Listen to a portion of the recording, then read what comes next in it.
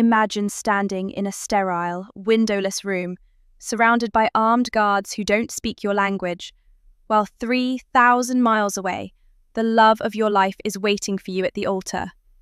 Imagine the weight of a $10,000 lace gown in your suitcase, a dress you might never get to wear, while a government official stamps a document that effectively treats you like a criminal. How does the happiest day of your life turn into a high-stakes legal nightmare that threatens to strip away everything you've built over 13 years? I was 48 hours away from saying I do in paradise, but instead, I was being escorted onto a plane, deported from my own wedding. They say that when you've been with someone for 10 years, the wedding is just a formality. But for us, it was everything. My partner and I, let's call him Leo, have built a whole life together in Los Angeles. We're both 31, both foreigners navigating the complex, often beautiful, but frequently exhausting maze of living in the United States. We've been through the grind, the long nights, the career shifts, and the endless paperwork of being an immigrant. For 2 years, we poured our hearts, our souls, and every cent of our savings into planning the perfect celebration. Because we're both from different countries, our families had never met. This wasn't just a party, it was the collision of two worlds. It was supposed to be the moment our families finally looked each other in the eye and saw the love we'd cultivated for a decade. We chose Cancun. Leo had been there countless times, and from the very first month we started dating, he told me he wanted to take me there. It became our someday place. When the time finally came to pick a venue, it felt like destiny. We found this breathtaking resort where the turquoise water meets the white sand, the kind of place that looks like a screensaver. I had every detail mapped out.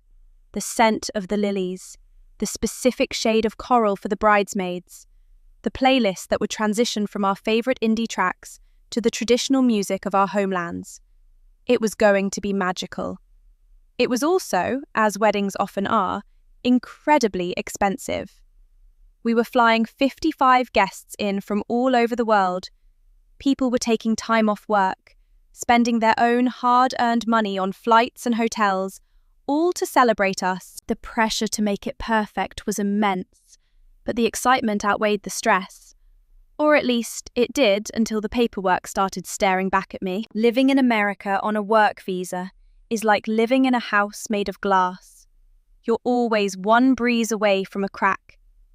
I have a solid working permit that I renew every 3 years, but because the diplomatic relations between the US and my home country are, let's just say, complicated, the actual visa stamp in my passport only lasts for 3 months at a time. This means I can stay in the US and work legally for years, but the second I step outside those borders, getting back in becomes a Herculean task. It involves extra interviews at the embassy, mountains of fees, and weeks of waiting. It's a hassle I've lived with for over a decade. A few years ago, a friend in the exact same situation told me about a specific legal loophole. She said there's a long-standing agreement between the US, Mexico, and Canada.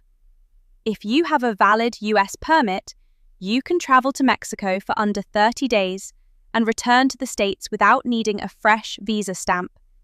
It's called automatic visa revalidation. When I heard this, it felt like a gift from the universe. I could have my dream wedding in Cancun without the 6-month nightmare of embassy appointments. But I'm not reckless. I'm a planner. 4 months before the big day, I emailed my lawyer. I laid it all out. The wedding, the dates, the specific rule my friend told me about. I asked him point blank, "Does this law still stand? Can I go to my wedding and come home safely?" He wrote back with a yes. He told me that while the law was valid, many airline employees weren't familiar with the nuances of international travel agreements. His advice? Print out the law, carry the physical paperwork. If anyone questions you, show them the black and white proof. So, I did. I had a folder dedicated to legal documents, tucked right next to my makeup bag and my veil. The morning we were set to leave for the airport, the first crack in the glass appeared. I tried to do our online check-in, a routine task I've done 100 times. But when I entered my information, the screen didn't show a boarding pass. It showed an error message. Please see an agent at the airport. My stomach did a slow, sickening somersault. Leo saw my face and tried to play it cool. It's probably just a glitch, he said, squeezing my hand. They probably just need to verify your ID in person because of the international flight. We got to the airport early, the air thick with that specific LAX tension. When I reached the counter, I explained the situation to the gate agent. She looked at my passport, then at my visa stamp, which was technically expired, and then back at me. Her brow furrowed. I immediately pulled out the folder. I showed her the paperwork my lawyer had prepared. I explained the rule about Mexico and the US permit. She didn't look convinced. She called over a manager. For 20 minutes I stood there, heart hammering against my ribs like a trapped bird, watching two people whisper over my life's documents. I looked at the piles of luggage around us. My wedding dress was in one of those bags. My shoes. My vows. Finally, the manager looked up, gave a stiff nod, and approved the travel. I let out a breath I didn't realize I was holding. We were cleared. We were going. But as we walked toward the gate, that tiny voice in the back of my head wouldn't shut up. My heart was still racing. What if this was just the beginning? What if the airline let me on the plane, but Mexico didn't let me into the country? I looked at Leo, who was already looking at pictures of the resort on his phone, trying to soothe my nerves. I told myself to stop being paranoid. My lawyer said it was fine. The airline manager said it was fine. I was just having pre-wedding jitters. The flight was the most agonizing 5 hours of my life. I couldn't focus on the movie I tried to watch. I couldn't sleep. Every time the plane hit a pocket of turbulence, I felt like it was a physical manifestation of my anxiety. We landed in Cancun, and the humidity hit me the second the cabin door opened. It smelled like salt and tropical flowers. It smelled like the wedding I had been dreaming of for 2 years. We joined the long, winding line for immigration. I watched families in Hawaiian shirts laughing, solo travelers with backpacks, and couples holding hands. When it was finally our turn, we walked up to the booth together. I handed the officer my passport. I watched his eyes scan the pages. He reached the page with my US visa, the one with the expired stamp. He paused. He looked at me, then at the screen, then back at the passport. He didn't reach for a stamp. Instead, he picked up a phone. "Wait here," he said in a tone that offered no room for argument. My blood turned to ice. Within minutes, 2 other officers appeared. They didn't look at Leo. They looked at me. "Please, follow us," they said. I looked back at Leo. His face had gone pale, his eyes wide with a mixture of confusion and terror. "I'll find out what's happening," he shouted as they led me away. "I'll call the lawyer. Don't worry, I'm right here." But as the heavy door of the immigration office swung shut behind me, I realized with a sickening clarity that he wasn't right there. I was on one side of a line, and my entire future was on the other, and the line was closing. The room they led me to was a stark, windowless box that smelled of stale coffee and industrial-grade disinfectant. It was the absolute antithesis of the tropical paradise I'd seen through the airplane window just minutes before. There were rows of plastic chairs, most of them bolted to the floor, and a heavy metal door that clicked shut with a finality that made my heart drop into the pit of my stomach. I sat there, clutching my carry-on bag, the one containing my jewellery and my silk robe, feeling like a criminal in a lace-trimmed shroud. A few minutes later, an officer came in. He didn't look like a villain. He just looked tired, like a man who had seen too many people try to talk their way past a border. I tried to explain.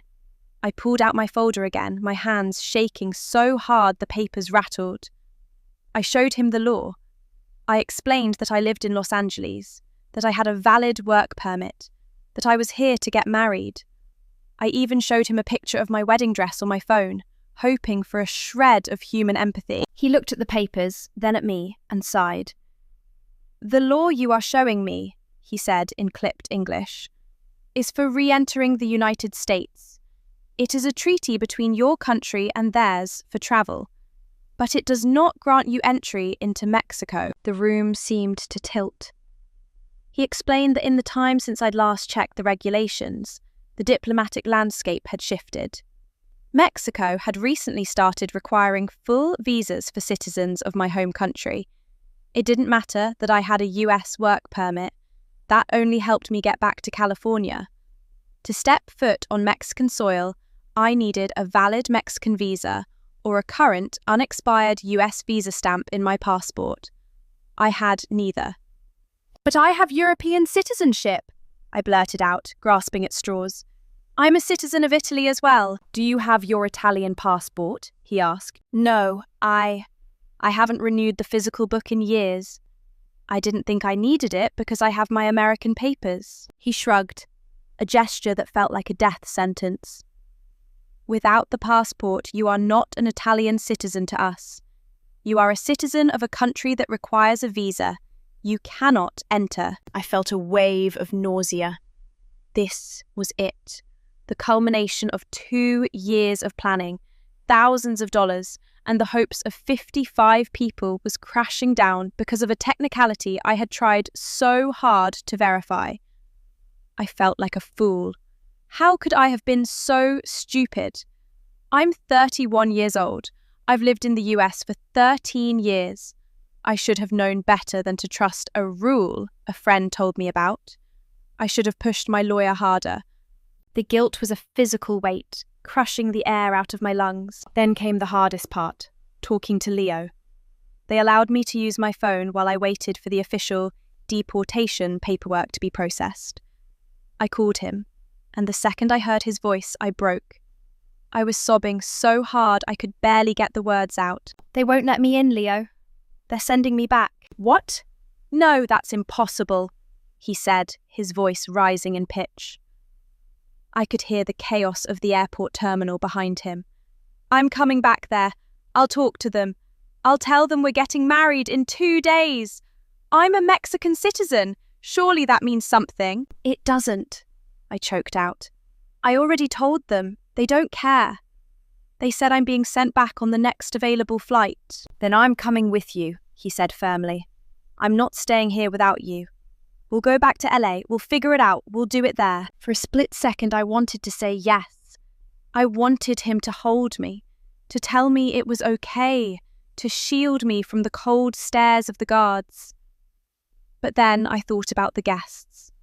My bridesmaids were already at the resort. His parents had flown in from Mexico City. My friends from Europe were landing as we spoke. 55 people had rearranged their lives to be there for us. "No," I said, wiping my eyes with the back of my hand. "You have to stay. I'm not leaving you to fly back alone like a prisoner." "Leo, listen to me," I said, trying to find a strength I didn't feel. "If both of us aren't there, it's a disaster. If you stay, you can host them. You can explain. At least one of us is there to honor their effort. If we both disappear, we look irresponsible. We look like we don't respect their time. Please, stay for the guests. I'll find a way back. I'll go to the embassy in LA first thing in the morning. I'll get a visa. I'll be back before the ceremony." I was lying to both of us, and I think we both knew it. But we needed a grain of hope to survive the next hour. The next 6 hours were a blur of humiliation. I was moved to a different holding area, guarded by men with holstered weapons. I had to sign papers acknowledging that I was being denied entry due to insufficient documentation. I felt like a character in a movie about a botched spy mission, not a bride. Every time I looked at my reflection in the darkened window of the office, I saw a woman who had failed at the most important task of her life. I wasn't thinking about the romance anymore. I was thinking about the money, the deposit for the catering, the flowers that were currently being refrigerated, the DJ who was probably testing his speakers. All of it was paid for. all of it was happening without me. When it was finally time to board the flight back to Los Angeles, I was escorted through the airport like a high-profile fugitive. People stared. I kept my head down, my hair shielding my face. I was exhausted, dehydrated from crying, and filled with a cold, hollow dread. I walked down the jet bridge, my legs feeling like lead. As I stepped onto the plane, I saw the flight attendants' faces soften with pity. They knew. The ground crew had briefed them. I found my seat, sank into it, and stared at the back of the chair in front of me, waiting for the cabin doors to shut so I could finally disappear into the clouds. Then I heard a voice. "Honey?" I looked up, and there, a few rows away, was my mother. She had been on a different flight into Cancun, and when she landed and heard the news from Leo, she didn't even leave the airport. She had immediately booked a seat on the return flight to LA. She looked at me with so much love and worry that I started crying all over again, right there in the middle of the boarding process. She moved to the seat next to me and pulled my head onto her shoulder. "We're going to figure this out," she whispered, stroking my hair. "We're not giving up. We'll land, we'll go straight to the embassy, and we'll get you back to that altar." For the first time in 10 hours, I felt like I could breathe. My mother is a woman of action, a woman who doesn't believe in no when it comes to her family. As the plane taxied away from the gate, leaving Leo and my dream wedding behind on the tarmac, she pulled out a notebook. "Okay," she said, her voice steady. "Tell me exactly what the officers said. We need a plan." But as I looked out the window at the receding lights of Cancun, I realized that a plan might not be enough. I was fighting against international borders, bureaucratic red tape, and a clock that was ticking down to the moment I was supposed to say, "I do." I was heading back to the city I had called home for 13 years, but for the first time, I felt like I didn't belong anywhere. The flight back to Los Angeles felt like a fever dream. While most people on that plane were returning from vacation, sun-kissed and tired, I was sitting there in the same clothes I'd put on 36 hours ago, my eyes swollen and my heart heavy with a shame I couldn't shake. My mother sat next to me, her hand resting on mine, already scrolling through her phone, looking up embassy hours and requirements. She was the anchor I didn't know I needed. When we touched down at LAX, the familiar scent of jet fuel and sea air felt like a slap in the face. This was home, but it wasn't where I was supposed to be. I was supposed to be at a rehearsal dinner, clinking glasses and laughing about the long journey to this moment. Instead, I was walking through the arrivals terminal, passing people holding "Welcome home" signs that felt like a mockery. The second we got to the car, the brainstorming began. My phone was blowing up with messages from friends and family who had already arrived in Cancun. Some of the suggestions were wild, born out of a desperate desire to help. "Fly to a different Mexican state," one friend texted. "Maybe the guards in Mexico City are more lenient," another suggested. "Just go to Tijuana and walk across. They don't check papers going south." That one stuck in my head. The idea of crossing the border on foot, like a ghost, just to get to my own wedding. It sounded insane, but when you're 48 hours away from the biggest day of your life, insane starts to sound like logical. My first move, however, had to be the official route. I couldn't risk a permanent ban from the country I had called home for 13 years. My life was in LA. My dog, my business, my friends. If I did something illegal and got caught, I wouldn't just lose my wedding. I'd lose my entire life.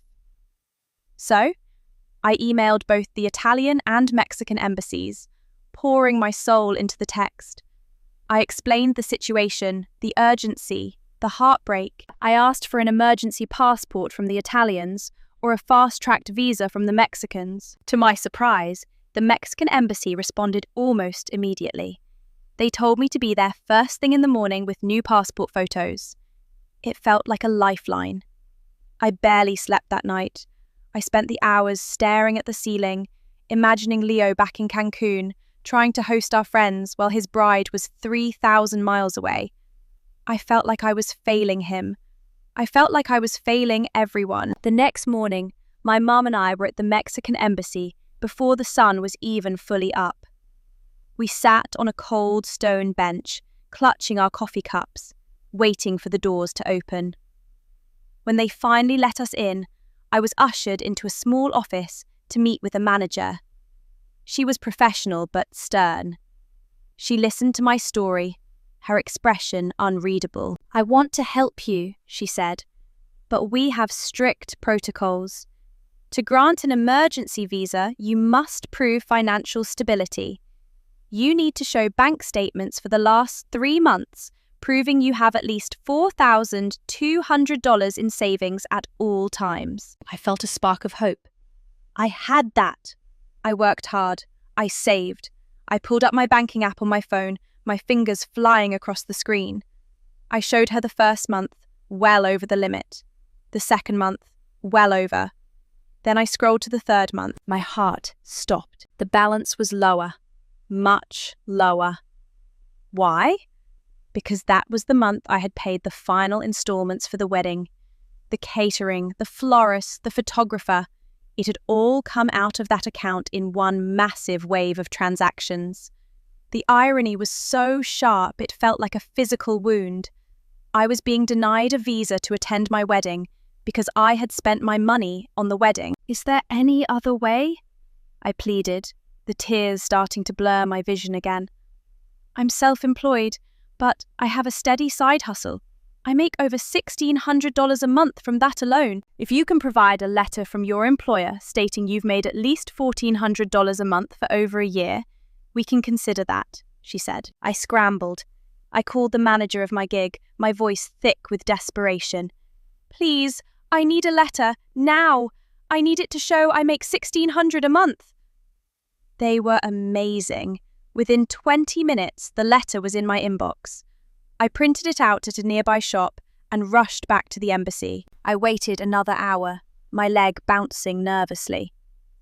Finally, the manager called me back in.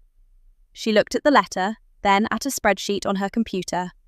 She looked up at me, and for the first time, I saw a flicker of genuine pity in her eyes. "I'm so sorry," she said softly.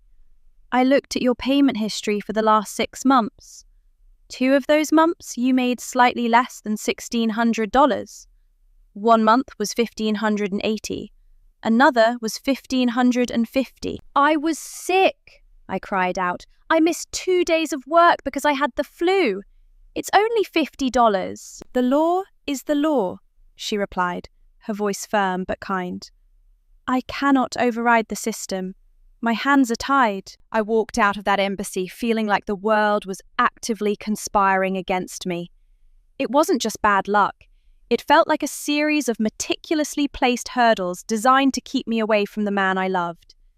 My mum grabbed my hand as we reached the sidewalk. "The Italian embassy," she said. "Let's go there." We raced across town, weaving through the thick LA traffic. But by the time we arrived, the heavy doors were already locked. They had closed for the day. I stood on the sidewalk, looking at the brass plaque on the wall, and I just broke down. I sobbed right there on the street, the sound of my grief echoing off the glass buildings. "Tijuana," I whispered, wiping my eyes. "Mom, I have to try Tijuana." My mum looked terrified. She knew the reputation of the border at night. She knew how dangerous it could be for a woman travelling alone with a suitcase that clearly screamed tourist. But she also saw the look in my eyes. She knew that if I didn't try everything, I would never forgive myself. We hopped into the rental car, a brand new, fully electric model we'd picked up that morning. I gripped the steering wheel, my jaw set. "Mum, I know you're not going to like this, but I need you to get on a plane back to Cancun. I can't have you at the border with me. It's too much. I'm going to drive to San Diego, cross into Tijuana, and catch a domestic flight to Cancun from there." I reached out to turn the car on, pressing the start button. Nothing happened. The dashboard remained dark. I pressed it again. And again. The car was dead. A brand new electric car, and the battery had completely, inexplicably failed. I sat there in the silence of the cabin, my hands still on the wheel. "Is this a sign?" I whispered to the empty air. "Is the universe literally trying to stop me from going?" For a moment, I considered just giving up. I considered walking back into my house, crawling into bed and staying there until the weekend was over. But then I thought of Leo. I thought of him standing on that beach, looking at the ocean, waiting for a bride who wasn't coming. "No," I said, my voice cracking. "I'm going. I'm making it." We called the tow company for the rental. I hugged my mum, kissed her cheek, and told her I'd see her in paradise. I ordered an Uber to the airport, my heart racing. I wasn't going to drive. I was going to fly to San Diego. I paid an astronomical amount for a last-minute 30-minute flight. While I waited at the gate for 4 hours, the rehearsal dinner was starting in Cancun. I pulled out my phone and FaceTimed into the party. Seeing all those faces, my friends, my new family, all gathered in the place I was supposed to be, was a special kind of torture. I put on a brave face. I laughed, I showed them the airport terminal, and I promised them I was on my way. "I'll be there for the ceremony," I cheered, trying to ignore the hollow feeling in my gut. When the dinner ended, Leo's mother called me. She was a saint. She told me she was going to buy my ticket from Tijuana to Mérida, a city about 4 hours away from Cancun. The plan was to fly into Mérida to avoid the immigration guards at the Cancun airport, who had already red-flagged me. I would land in the morning, take a 4-hour car ride, and arrive at the resort at 2 p.m. The wedding was at 4 p.m.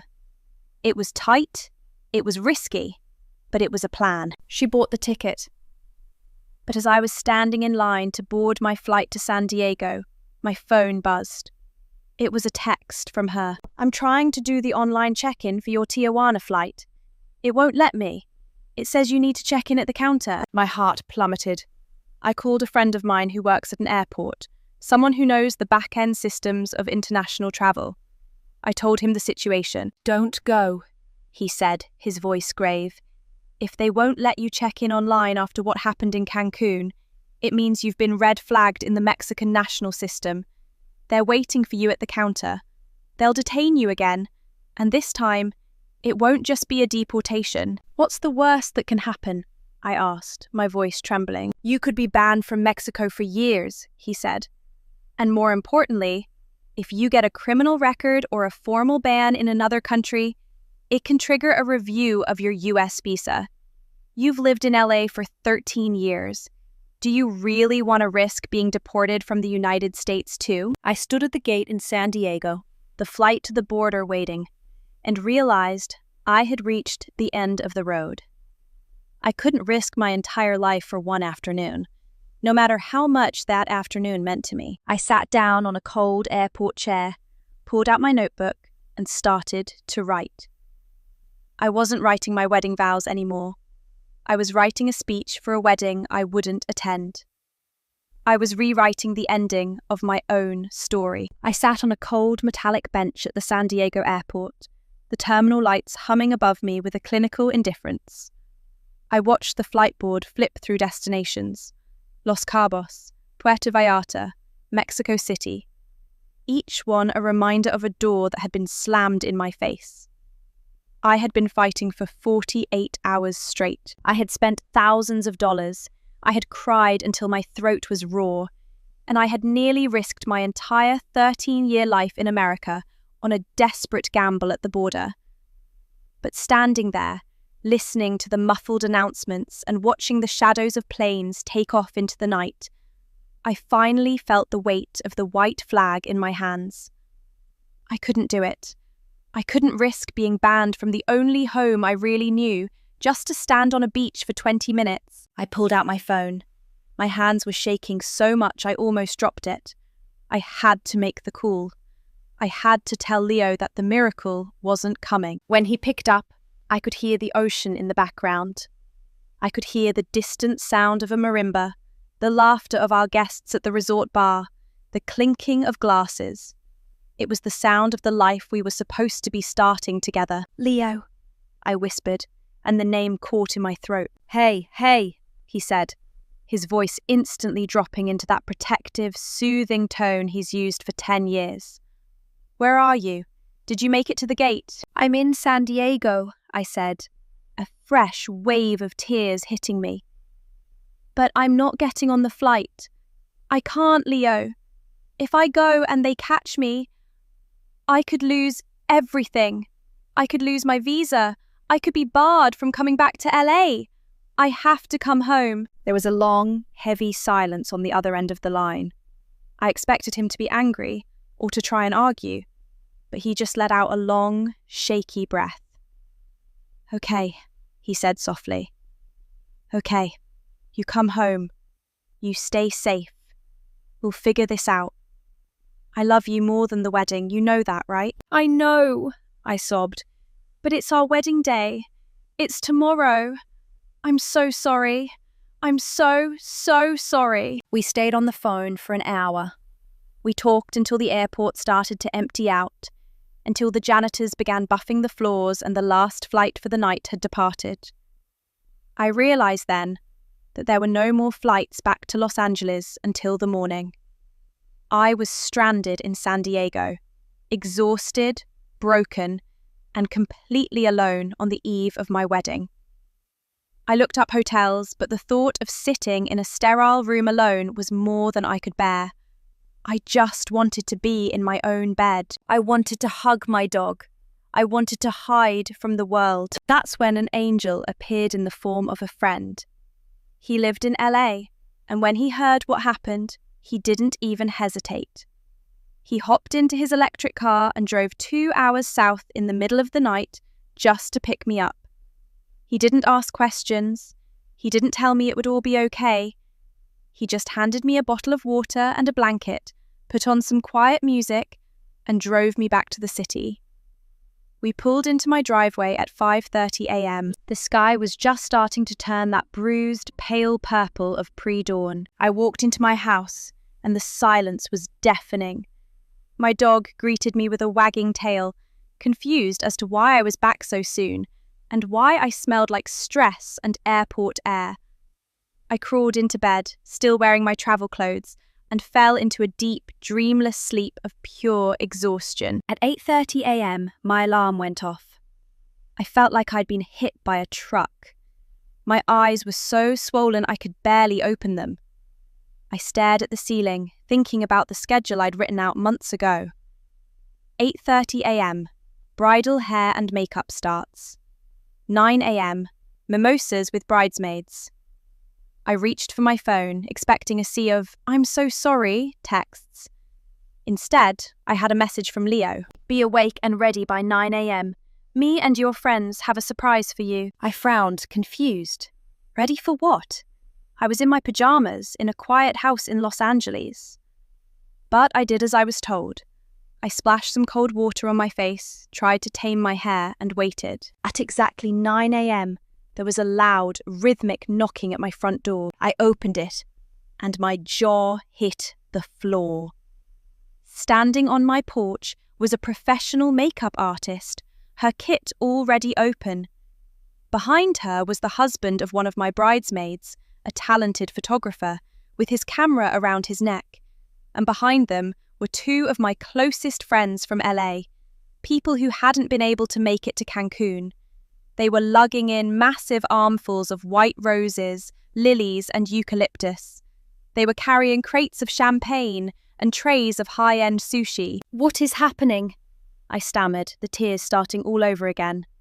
But these were different. "We're having a wedding!" my friend shouted, pushing past me to start draping garlands over my fireplace. "Leo called us last night.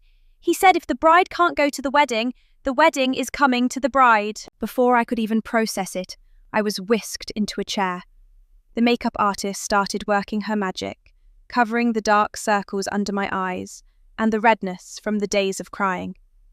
My friends were moving furniture, setting up a vow corner, decorated with the flowers they'd brought. Flowers left over from another friend's recent wedding. They were repurposed, but to me, they were the most beautiful things I'd ever seen. My phone rang. It was Leo. He was on FaceTime and he was already in his suit. He looked handsome, but his eyes were misty. "I was so close to coming back," he told me, his voice cracking. "I almost hopped on a plane last night, but I knew you'd be mad at me for leaving our guests. So we're doing this together, just like we planned. It's just going to look a little different." He showed me the screen. He had organized everything. While he was in Cancun with 55 guests, my friends in LA had coordinated a satellite ceremony. One bridesmaid was sending over bottles of expensive champagne. Another had arranged for a dessert spread to be delivered to my house. A friend was setting up a professional audio feed so we could hear each other perfectly. I went to my closet and pulled out my dress. It was the dress I had imagined wearing on a beach, but as I stepped into it in my living room, surrounded by people who had dropped everything to make sure I wasn't alone, it felt even more significant. I wasn't just a bride. I was a woman surrounded by a community that refused to let her heart break. We set up a laptop on a stand, and suddenly I was looking at the altar in Cancun. I could see the turquoise water. I could see our parents sitting in the front row, dabbing their eyes. I could see Leo standing there, holding a phone so he could see me. The music started, the exact song I had picked out months ago. I didn't walk down an aisle of sand. I walked across my hardwood floor, past my dog who was chewing on a discarded ribbon, and stood in front of a screen. "Hi," I whispered to the camera. "Hi," Leo said from 3,000 miles away. And then, with the ocean waves crashing on his end, and the sound of LA traffic humming on mine, we began. The ceremony was surreal. There is no other word for it. In the high-definition world of 2024, we think we're connected. But standing in my living room in a $10,000 silk gown, staring at a 14-inch laptop screen, I realized that technology is a thin veil over a very deep canyon. I could see the sweat on Leo's forehead from the Cancun heat. He could see the tears smudging my mascara in the California morning light. The internet delay was only a second or two, but in a wedding, a second is an eternity. When the officiant began to speak, his voice echoed through the speakers of my laptop, bouncing off my minimalist Los Angeles walls. Back in Mexico, 55 people were sitting in white folding chairs, their backs to the ocean, staring at a giant monitor that had been wheeled out onto the sand so they could see me. I saw my mother-in-law in the front row, clutching a lace handkerchief, her shoulders shaking. I saw my own mother, who had made it back to Cancun just in time, sitting next to her, holding her hand. These two women, from two different worlds, who had never met until this week, were bonded forever by the shared trauma of trying to get me across a border. Then it was time for the vows. I had spent the flight from San Diego rewriting them, and as I looked into the tiny camera lens on my laptop, I didn't see a piece of hardware. I saw Leo's eyes. "I didn't get to walk down the aisle to you today," I said, my voice cracking so hard I had to stop and breathe. "And I didn't get to feel the sand under my feet, or smell the lilies we picked out. But standing here, 3,000 miles away, I realized that the where doesn't matter.